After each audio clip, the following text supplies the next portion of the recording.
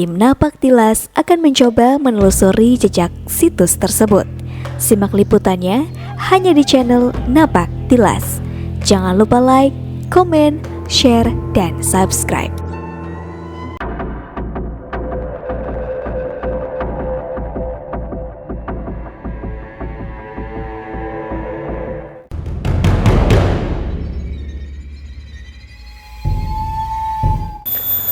Baik sahabat Napak Tilas, selanjutnya kita berada di lokasi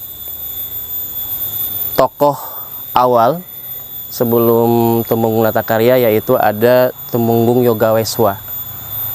Beliau sebetulnya lebih dikenal dengan nama Buyut Pandai Yogaweswa ini, karena memang beliau punya keahlian selaku penempa besi, pembuatan alat-alat perang. Itu yang paling terkenal adanya bedog Cigasong atau golok Cigasong. Nah, ini makam beliau. Ini berada di Pasir Ilat, Kelurahan Simpereum.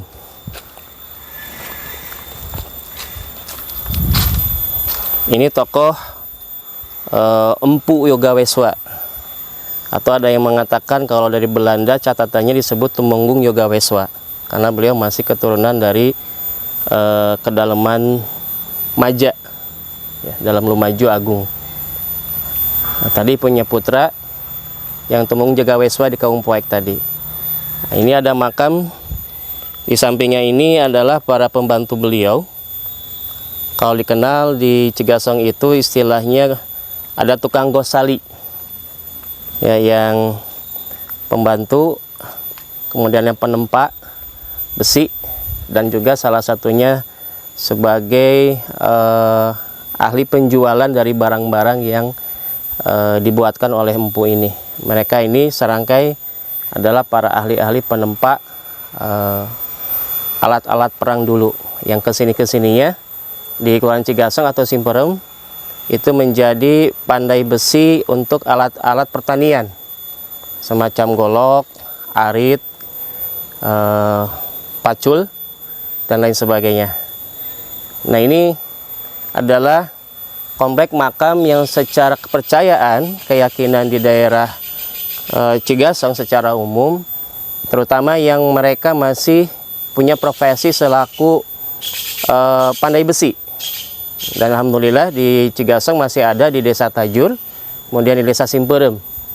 Itu ada yang masih profesinya selaku pandai besi. Ya.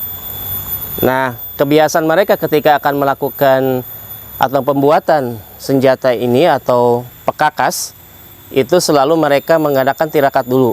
Nah, salah satunya mereka harus atau wajib datang dulu ziarah ke sini sebelum melakukan penempaan bata. Ada istilah mereka sebelum membuat alat yang akan digunakan waktu dibuat, mereka harus melakukan tirakat, berpuasa, dan ziarah ke tempat ini.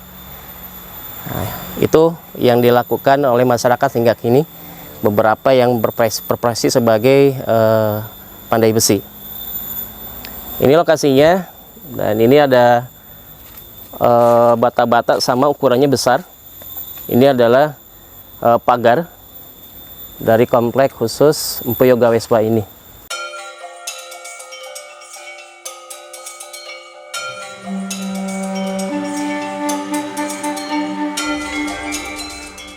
Kalau tidak salah ini juga semacam pusaka juga, Kang. Jadi kalau makam-makam kecil seperti ini berada di dekat, sama seperti yang tadi di sana, kemungkinan besar adalah pusaka atau alat tertentu yang memang digunakan dulu sebagai alat bantu penempaan besi. Nah, di luar komplek ini, di sini ada juga para pejabat zaman dulu ini. Kami pun memang tidak atau belum mendapatkan informasi yang jelas, karena memang ceritanya folklore kalau dulu dari mulut ke mulut, dan para sesepuh kami hari ini sudah tidak bisa kita jumpai. Ini kebanyakan katanya masih zaman Mataram juga dulu. Jadi ketika kedalaman Sindang Kasih atau zaman dulu juga sebelumnya ada pemerintahan yang Mataram, ya, Mataram Islam. Mereka para pejabat-pejabat atau para pejuang yang mereka datang ke invasi ke Batavia. Nah, sebagian besar kan ada yang ke Majalengka, wilayah Sumedang dan sebagainya. Nah, ini salah satunya juga di sini. Nah, ini makam-makam yang ciri-ciri makam dari Mataraman. Tidak teridentifikasi siapa-siapanya, hanya memang mungkin dari konteks bentuk-bentuk nisannya ini yang berbeda-beda. Terutama ini Kang, yang ini berbeda sendiri. Yang kalau kita googling itu bentuk seperti ini adanya di Jawa, kebanyakan di Jawa. Sebetulnya ada dua lokasi Kang di sini, ada Pasir Ilat Kidul ini, ada Pasir Ilat Kaler. Ada Pasir Ilat Kaler, di sana lebih banyak lagi makam-makam Mataraman, dan ada salah satu juga makam di sana yang artinya masih ada kaitan sejarah, cuman memang tidak teridentifikasi siapanya dari tokoh-tokoh ini. Ada yang namanya Buyut Panembong di sana, ada Buyut Panembong. Masih Pasir Ilat. Jadi dari Kawung Poek tadi ini sekitar 100 meter lah kurang lebih ya, 100 meter dari Kawung Poek ada dua lokasi makam Pasir Ilat namanya. Pasir Ilat Kidul, Pasir Ilat Kaler. Kuasaan beliau disinyalir sekitar tahun 1803 1816 kurang lebih. Karena kan masih nantinya rembetannya setelah beliau ini ke yang Tumung Jagawes, Pak. Ini ayahnya Tumung Jagawes, Pak. Ini gitu kan. Yoga Weswa, Jagaweswa gitu. Yoga Weswa adalah ayahnya seorang empu. Putranya Tumenggung Jagaweswa.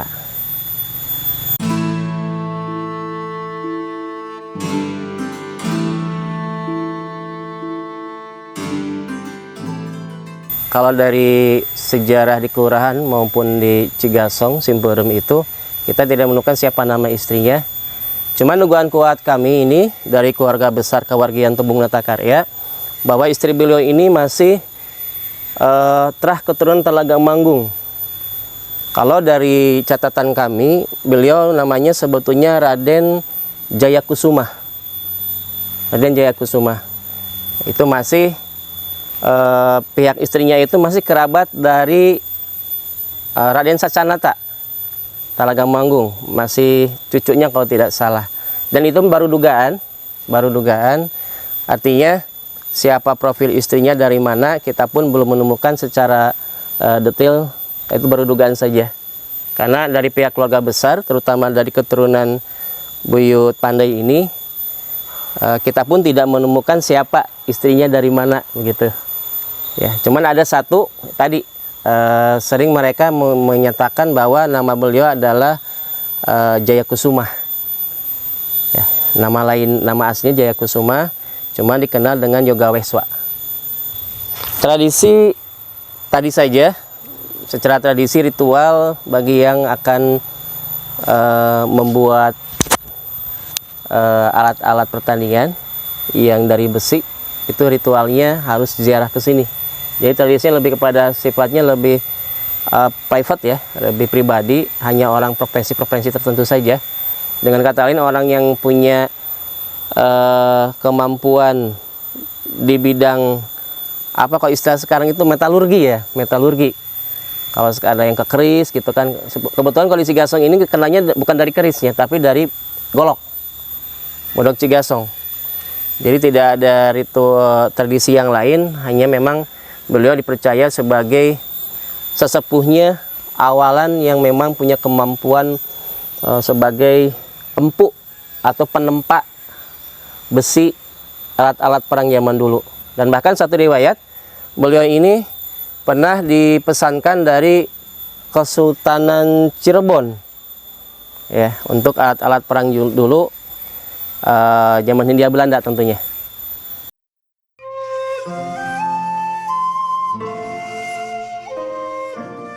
Terkait dengan nama Cai Gosrang.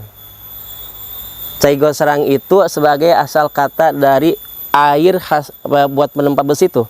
Ketika kita menempa besi, kan ada air ya, kalau dulu dari batu atau di bawah tanah itu dimasukkan sebagai celupan dari besi yang sudah dibakar dan ditempa.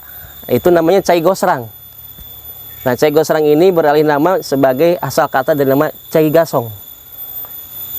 Gasong gitu ya, cai gasong. Jadi dikenal sebagai Cigasong. Nah, kaitannya dengan siapa Cigasong? Ya dengan tokoh beliau ini. Makanya di sana banyak dulu tempat-tempat beberapa pandai besi yang tersebar di beberapa blok di Kelurahan Cigasong.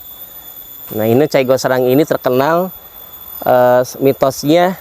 Bahkan saya sendiri merasakan ketika dulu kecil itu banyak masyarakat kepercayaannya, termasuk saya sendiri, ketika sakit kaki itu ya kayak semacam lumpuh atau apa, nggak bisa jalan, itu menggunakan cai gosrang itu dibasuhkan ke kaki dan selang beberapa waktu, mungkin semalam, itu sembuh. Nah, entah itu memang ada sisi reaksi apa, tapi itu dipercaya dan diyakini sebagai obat untuk tadi kelumpuhan atau kaki yang bengkak. Itu salah satu manfaat dari cai gosrangan tadi, namanya cai gosrang. Ngambilnya biasanya nggak boleh ada yang tahu ya? Ah, itu betul. Saya juga harus sendiri, tidak boleh sama yang lain. Itu juga betul.